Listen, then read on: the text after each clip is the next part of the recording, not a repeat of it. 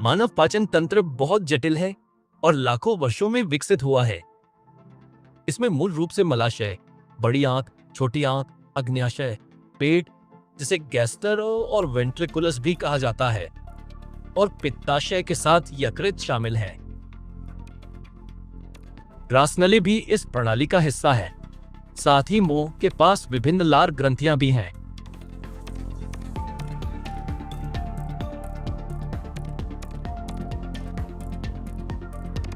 सबसे पहले भोजन को मुंह में दांतों द्वारा तोड़ा जाता है और फिर लार ग्रंथियों की मदद से लार के साथ मिलाया जाता है। लार में एमाइलेज नामक एक पाचक एंजाइम होता है जो मुंह में ही कार्बोहाइड्रेट को पचाना शुरू कर देता है। यह कार्बोहाइड्रेट को छोटी इकाइयों में विभाजित करता है।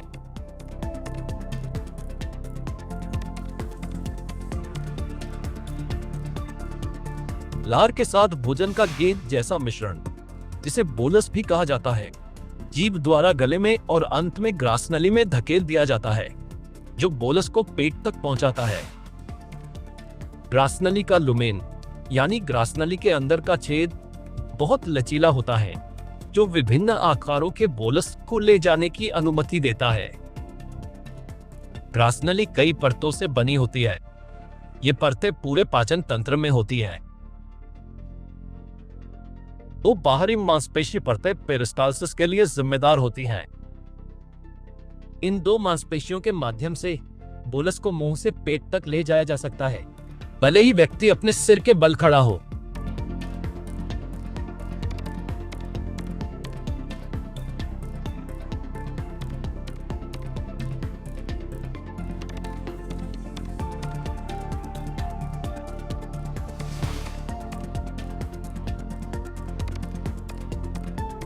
पेट को अक्सर 6 क्षेत्रों में विभाजित किया जाता है।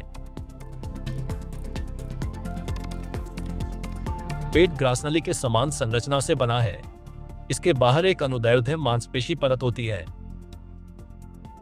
इसके नीचे हम गोलाकार मांसपेशी फाइबर पा सकते हैं। इसके अलावा म्यूकोसा के ऊपर एक तिरछी मांसपेशी परत होती है। अंदर की तरफ रोगे होते हैं जो भोजन का सेवन करने पर पेट को बड़ा होने देते हैं। पेट की दीवार में गैस्ट्रिक ग्रंथियां होती हैं। वे बलगम का उत्पादन करती हैं, जो पेट की दीवार को स्रावित गैस एसिड से बचाने में सक्षम है। एसिड केवल भोजन को सूंघने या देखने से उत्पन्न होता है, लेकिन मसाले और पेट के खिंचाव से भी स्राव होता है, यानी गैस्ट्रिक का निकलना। प्रतिदिन लगभग 1 से 2 लीटर गैस जूस का उत्पादन होता है। क्योंकि ग्रासनली में पेट की तरह एक सुरक्षात्मक बलगम की परत नहीं होती है, इसलिए पेट और ग्रासनली एक स्फिंक्टर द्वारा अलग किए जाते हैं।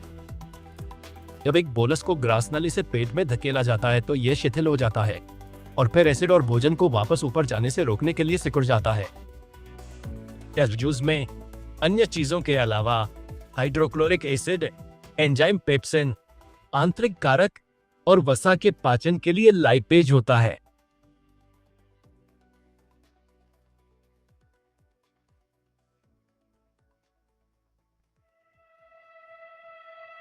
पोषक तत्वों के अलावा भोजन में बैक्टीरिया भी होते हैं जो शरीर को नुकसान पहुंचा सकते हैं। हाइड्रोक्लोरिक एसिड के घटक हानिकारक बैक्टीरिया को नष्ट करने में सक्षम है।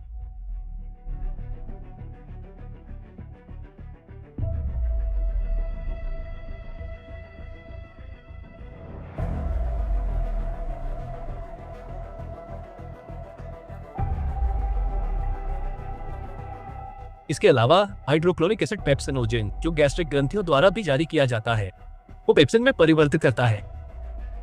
पेप्सिन पेट में प्रोटीन को तोड़ने में सक्षम है।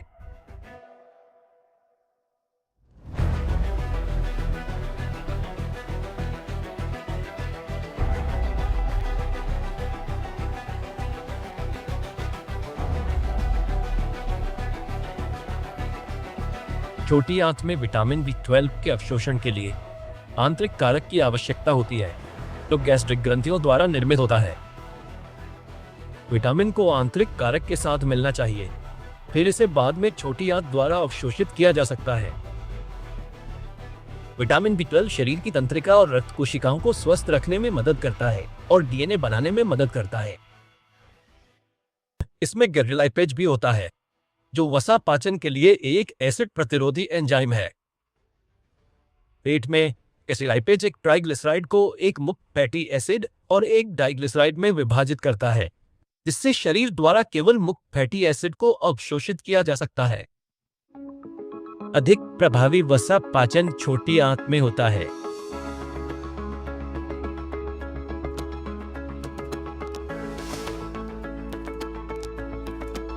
गिरजूस और पेट की हरकतों के माध्यम से, जो लगभग हर 20 सेकंड में होती हैं, अलग अलग बोलस को आंशिक रूप से पचे हुए भोजन के अर्ध तरल द्रव्यमान में मिलाया जाता है, जिसे काइम कहा जाता है।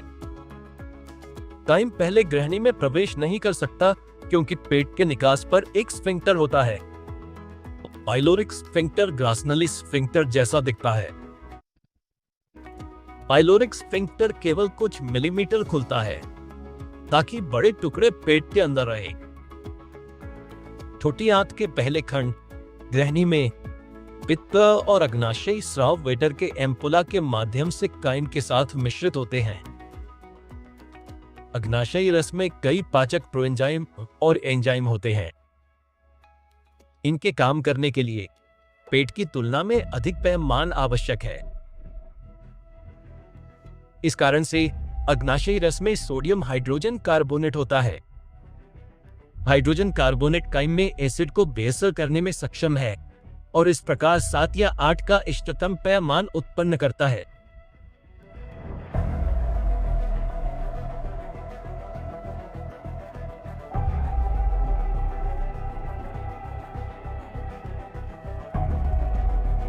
अग्नाशयी रस में प्रोएंजाइम भी होते हैं।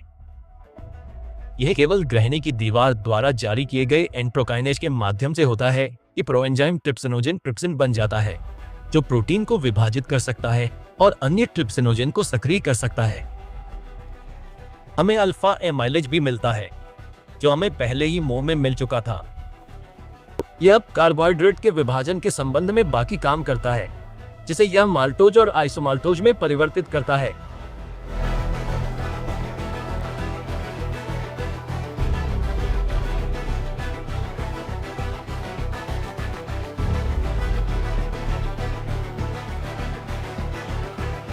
इसके अलावा अग्नाशयी लाइपेज ट्राइग्लिसराइड्स को 2 मुक्त फैटी एसिड में विभाजित करने में सक्षम है। लाइपेज, जैसा कि हमने पहले देखा है, केवल एक मुक्त फैटी एसिड का उत्पादन कर सकता है। अग्नाशयी लाइपेज ट्राइग्लिसराइड्स को उत्कृष्ट रूप से तोड़ सकता है क्योंकि पित्त वसा को छोटी बूंदों में तोड़ देता है। इसे पाइसीकरण कहा जाता है। कई अन्य एंजाइम अग्नाशयी रस का हिस्सा हैं, लेकिन इन्हें यहां विस्तार से नहीं बताया जाएगा।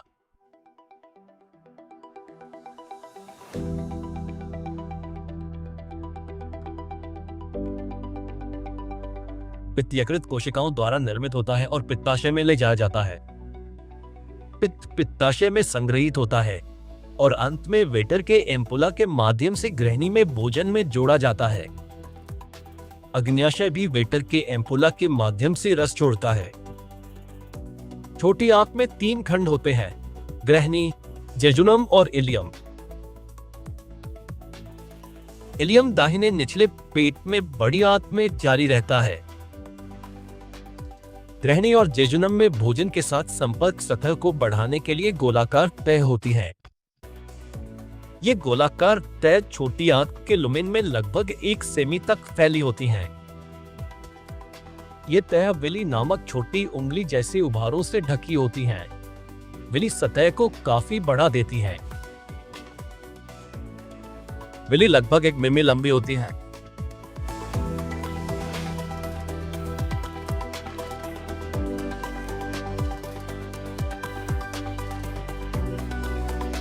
प्रत्येक विलस में रक्त केशिकाएं और एक लसिका केशिका होती है जिसे लैक्टियल कहा जाता है, जिसे हम बाद में देखेंगे। यहाँ हरे रंग से चिह्नित पोषक तत्व विलस द्वारा अवशोषित किए जाते हैं और रक्त केशिकाओं में स्थानांतरित कर दिए जाते हैं।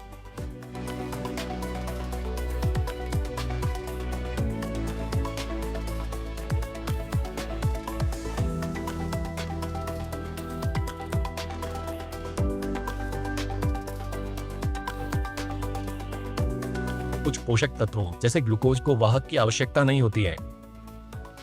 वे रक्त प्रवाह में स्वतंत्र रूप से ले जाए जाते हैं। अन्य पोषक तत्वों जैसे कि आयरन को ट्रांसफेरिन जैसे परिवहन प्रोटीन की आवश्यकता होती है।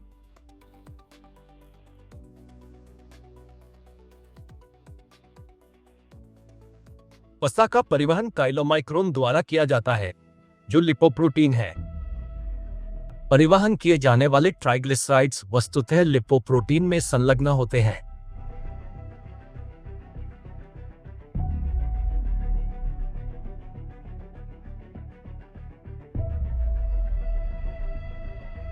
काइलोमाइक्रोन और ट्राइग्लिसराइड्स को फिर विलस के लैक्टियल के माध्यम से ले जाया जाता है। प्रत्येक विलस और भी छोटे माइक्रोविली से ढका होता है। वे आंतों की सतह को काफी गुणा करते हैं। माइक्रोविली पोषक तत्वों को अवशोषित करते हैं और उन्हें अंदर तक पहुंचाते हैं।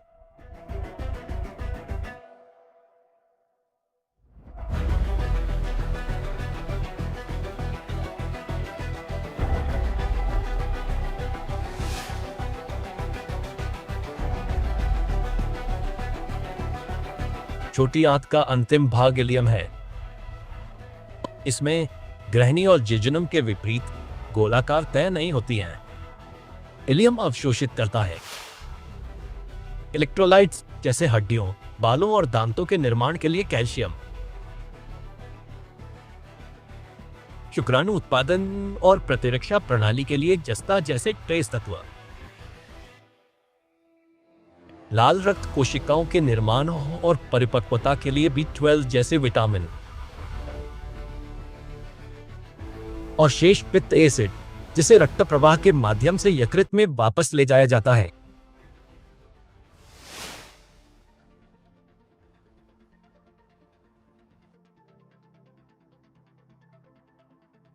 ग्रासनली की तरह भोजन पेरिस्टालसिस द्वारा ले जाया जाता है। इसके विपरीत सेगमेंटेशन संकुचन काइम को मिलाने का काम करते हैं, जिसे यहां पीले और लाल रंग में दिखाया गया है ताकि मिश्रण प्रक्रिया को देखना आसान हो सके।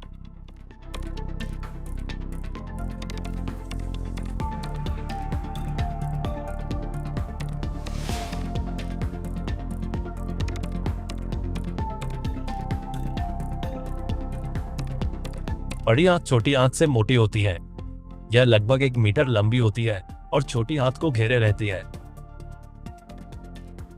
छोटी आंत बोहिन के वाल्व के माध्यम से बड़ी आंत से जुड़ी होती है। यह तब खुलता है जब काइम को छोटी आंत से बड़ी आंत में जाना होता है।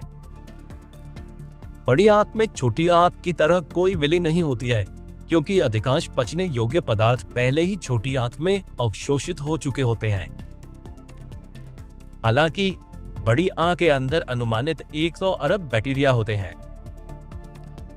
वे कई अन्य कार्यों के लिए महत्वपूर्ण हैं, जैसे विटामिन का उत्पादन और शरीर के ऊर्जा उत्पादन के लिए फाइबर का अपघटन। इनमें से कई बैक्टीरिया हानिकारक कीटाणुओं को मारकर प्रतिरक्षा प्रणाली का एक महत्वपूर्ण हिस्सा हैं। पेरिस्टालसिस के माध्यम से काइम को आरोही कोलन से अनुप्रस्थ कोलन से अवरोही कोलन तक ले जाया जाता है। बड़ी आंत से गुजरते समय काइम से पानी निकाल दिया जाता है। इसके अलावा कचरे के उचित उत्सर्जन के लिए बलगम जोड़ा जाता है। जो पदार्थ छोटी आंत या बड़ी आंत के माध्यम से अवशोषित नहीं हो सकते हैं, वे मलाशय में रहते हैं और अंत में गुदा के माध्यम से उत्सर्जित होते हैं।